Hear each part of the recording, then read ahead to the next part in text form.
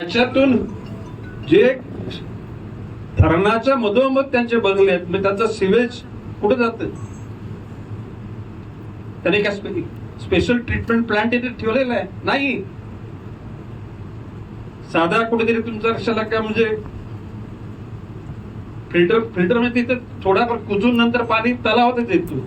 मग आपण ज्याला सुचतो माथेरान आणि माची प्रबल, कोण कुठली धरणं आहे ती? माथेरानचं डोंगर आणि माची प्रबल या दोन डोंगराच्या मध्ये उभारले वसलेलं हे मोरबे धरण शुद्ध पाण्याचं. लाज वाटली पाहिजे आपल्याला सांगायला.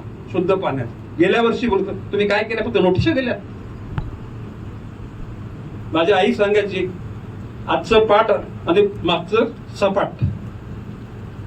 आज चेहऱ्यावर दिसणाऱ्या गोष्टीच्या त्याचा पाठपुरावा करावा लागतो, ध्यास धरावा लागतो. ध्यास नाही धरला तर गोष्टी होत नाहीत. आणि मी बोलतोय की बॉस इज ऑलवेज राईट. आपला बॉस असतो तो ऑलवेज राईट, म्हणजे तो बरोबर असतो. पण subject to rules and regulation. ज्याने जर कायद्या नियमाची पालनी नाही केली तर त्यांना भोगावं लागतं. आणि भविष्यकाळामध्ये भोगतील हे तुम्हाला दिसेल.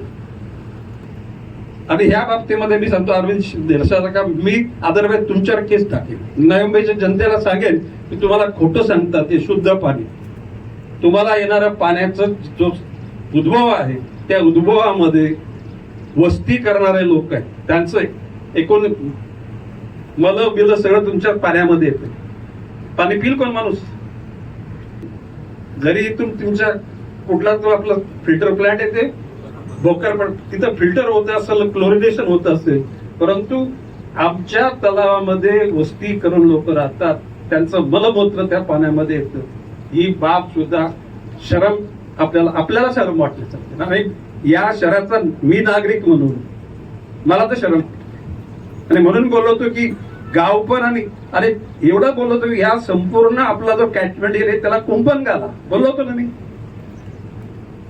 का थांबलंय? अरे तसं नाही, गोगलगाईच्या स्पीडनं नाही चालत. करा. आता मी आज बोलतो ना, तर पुढच्या वर्षी परत करून दाखवा.